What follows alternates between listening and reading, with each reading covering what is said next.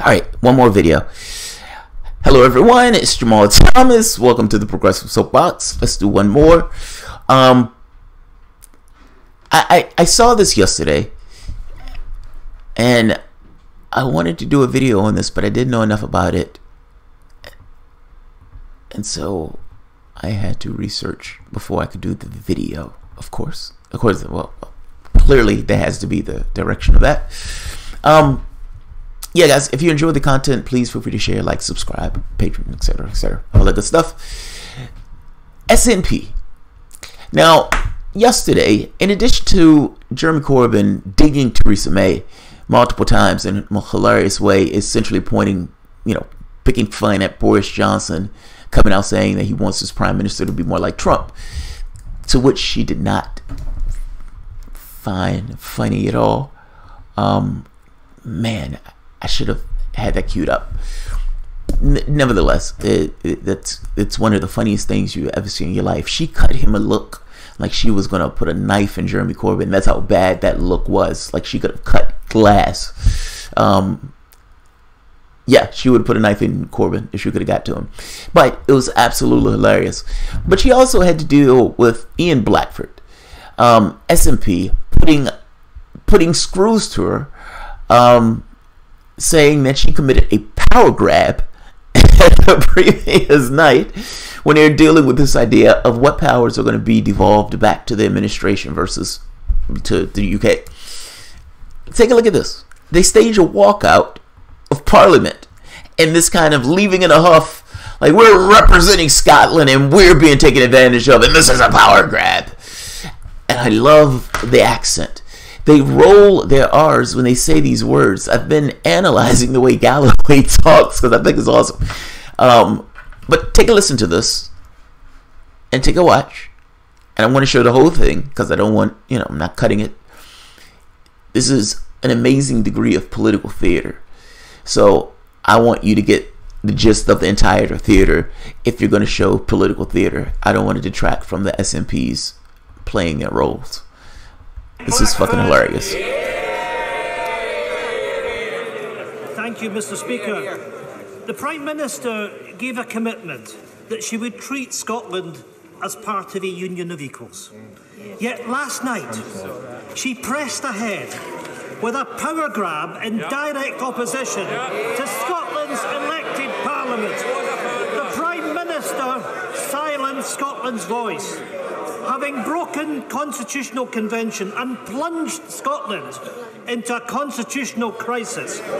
Will the Prime Minister now commit to bringing forward emergency legislation so that the will of the Scottish Parliament can be heard and, more importantly, respected?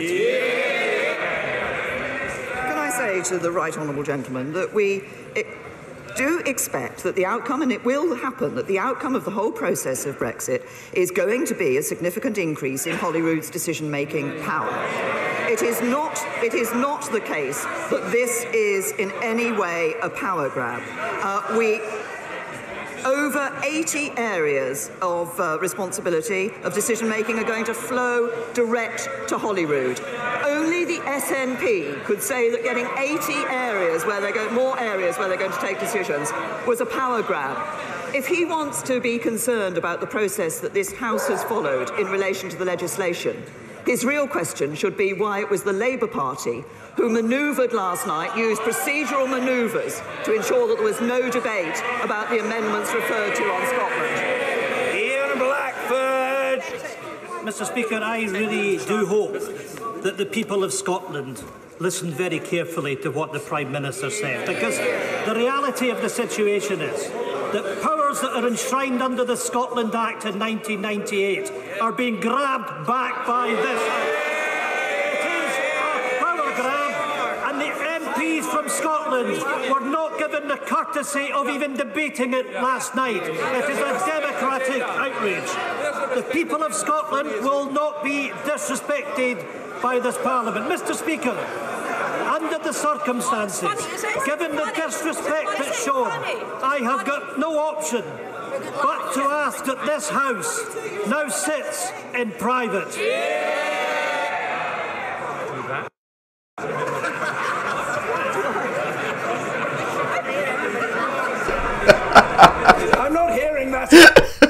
a minute. They're befuddled. They're like, what? They're befuddled by this. This is hilarious on so many accounts. He is so indignant. It's a power grab. He said the disrespect that was shown to us in this house. I hope the people of Scotland could hear this. And the Prime Minister, to some degree, indignant herself. Only the SNP could look at this situation and call it a power grab. The funny part is, Theresa May looked like she was like stunned, honestly stunned by what was taking place. This is awesome. I love this. Let's keep going.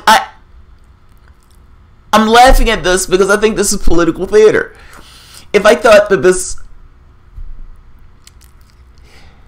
Look, I think Theresa May is to some degree right. This is some degree of political theater. The SNP, from my understanding, I could potentially be talking squarely out of my ass. But the SNP has been like a one issue party. I mean, they seem to be fanatical about this idea of an independent Scotland. And so, would a party that's fanatics about an independent Scotland, and I don't mean fanatics in a bad way, I'm being hyperbolic when I use the term fanatics, but they are definitely intent on being an independent Scotland, leverage the fact that Britain is coming out of the European Union, and leverage the fact that Britain is in difficult negotiations to try to play their hand. Yeah, I think so. I look at what the Republican Party is in this country. Yeah, I think so. I think political parties, when those political parties care about something, actually go for the interests of the things that they care about. And the people who are supporting the SNP, if that's what they're supporting, then that's what that party is trying to do. Now, is it right that they're doing it? It's not an issue of right or wrong. It's an issue of what they're trying to accomplish. This is politics. Theresa May certainly is not going to like it, but it's definitely something she has to deal with. And so, yeah, I'm laughing because I think to some degree this is funny. And I think he is, whether he's feigning outrage or not, he seems outraged. But let's look at this. Everybody is befuddled by what's taking place. They're like, what the hell is going on? What the hell is going on? They're looking around like, what the fuck? Meeting in private is, we should have this in private. Cameras go away. We need to speak in private right now at this very moment. Well, Berkrow is not having that. Let's take a look. At this time, and I'm not obliged to do so, is my clear understanding. Order, the Honourable Gentleman. Order! The Right Honourable Gentleman can resume his seat. I'll happily take advice, but I don't think I'm obliged to hear that at this time.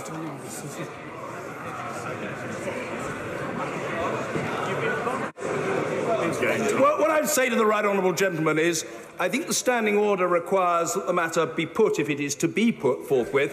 Order.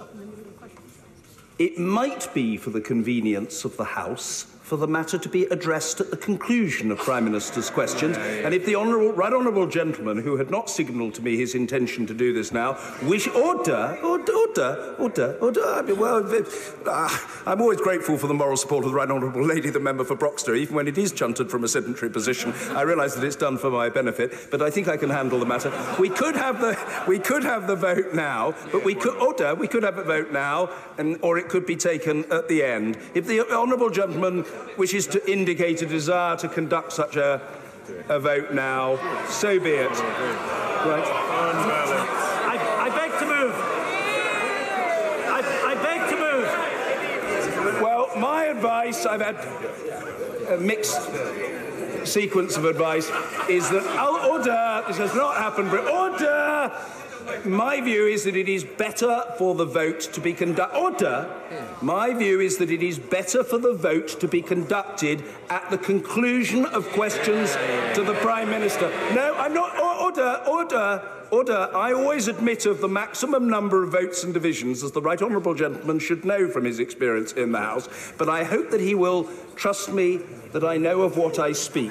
There can be a division, and it will be at the end of this session, not now. That is the end of the matter. The Prime Minister. Mr. Speaker, might I ask... No, I'm not debating. No, resume your seat. Resume your seat. Mr. Blackford, no, you're not moving anything. Resume your seat, young man. Resume your seat.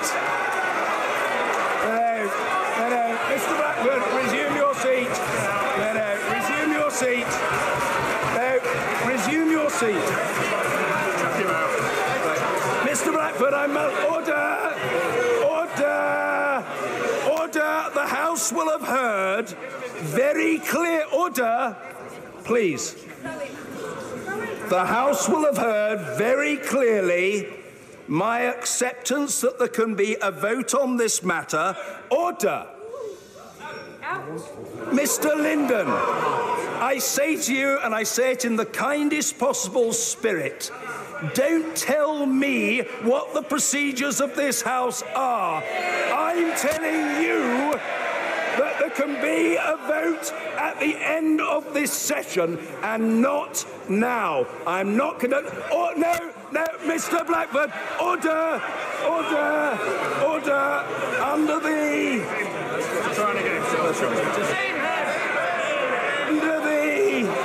Just going to withdraw. Order, resume your seat, Mr. Blackford. Under the power given to me by Standing Order number 43, in light of the persistent and repeated refusal of the Right Honourable Gentleman to resume his seat when so instructed, I order the Right Honourable Gentleman to withdraw immediately from the House for order for the remainder of this day's sitting. He is so in... Right, he won't. Right, well, we'll have to have the vote.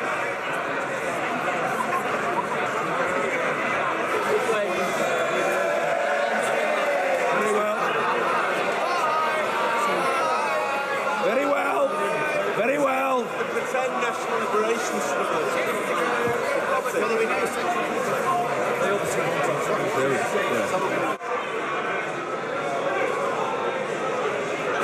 I'm back. Order.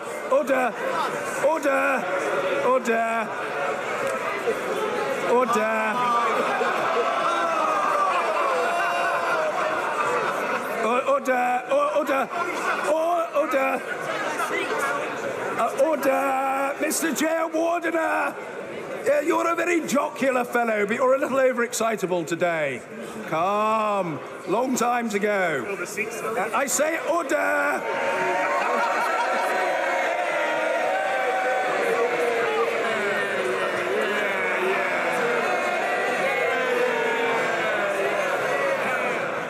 I say only to the House, order! I say only to the House, what a pity, because there are Scottish National Party members of Parliament who had questions on the order paper. And as colleagues know, I always like to get to the end of the order paper. They would have had their chance, and they've lost that chance by their own choice. Mr. Luke... Wow. That's a fuckfest. That is an utter fuckfest. It breaks into utter pandemonium. And the House, of course, as you can see, goes bananas.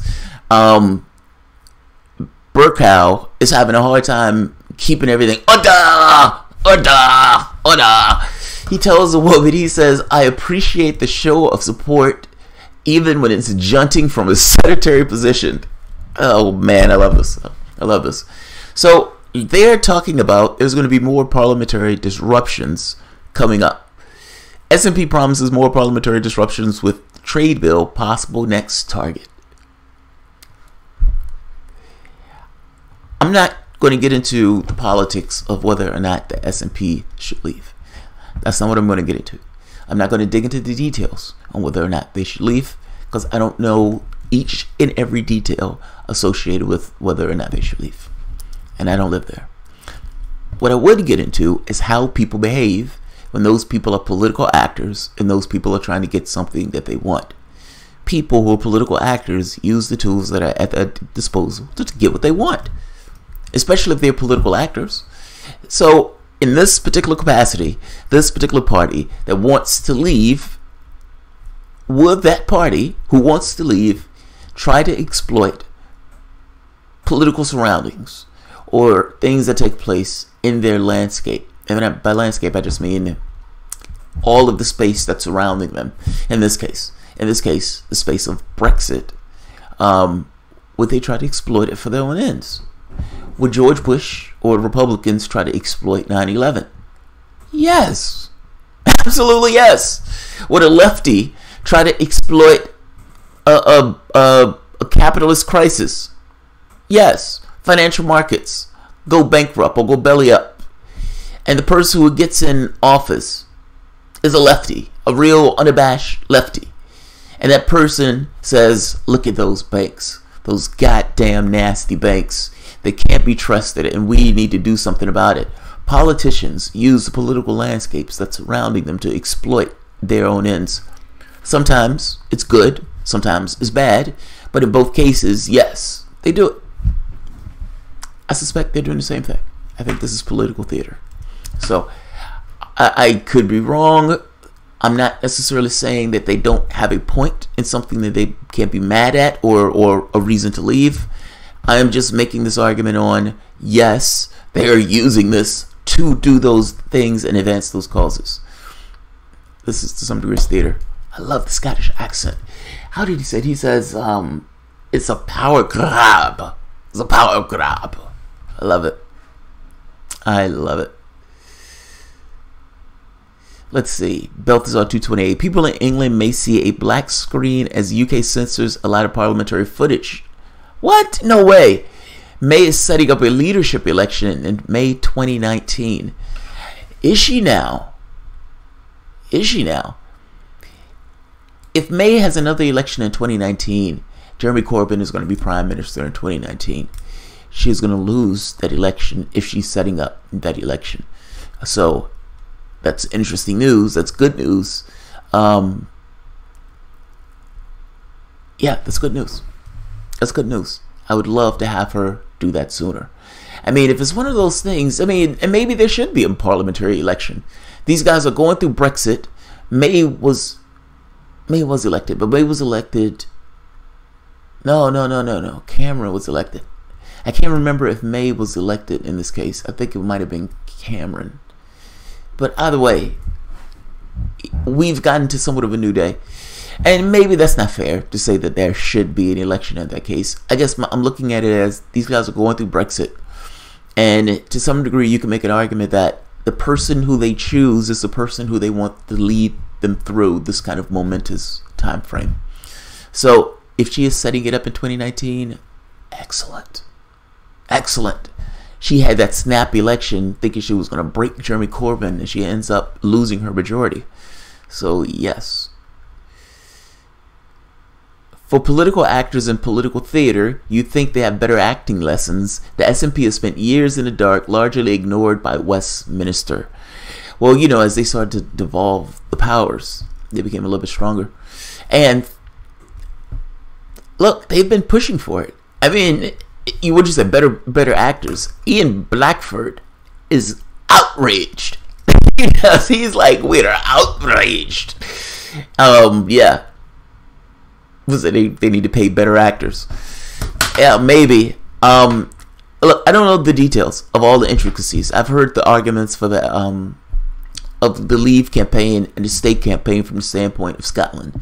I've heard George Galloway argue for staying in the UK. I tend to trend more towards his side of the argument, not because I have this strong thing of one side or the other, but I like Galloway, and he won that argument. I'll put it that way. He won that particular argument, meaning the one that they had for that particular debate. Doesn't mean he's going to win in an absolute. Doesn't necessarily mean he's even right. But in that particular debate, to my ears, he won that debate.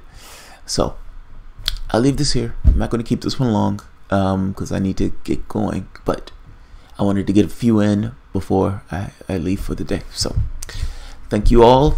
Balthazar, always thank you very much. These Make America Great camps with thousands of immigrant children are horrific. Yeah. Did you see I think it was Merkley or Flakely. Merkley, it might have been Merkley. Tried to go to one of the camps. They turned the guy away. The guy's a senator. Turned the guy away. Yeah, they're prison camps for kids. The prison camps for kids. Braveheart. Sherry Specter, don't do that. Braveheart. I'm only catching the end of these. It's okay, alright. The videos aren't lasting that long. It's just 20 minutes this time. So alright guys, I'm gonna end this here. May see you guys later tonight. I may not, but either way, you guys have an awesome goddamn day. Thanks guys.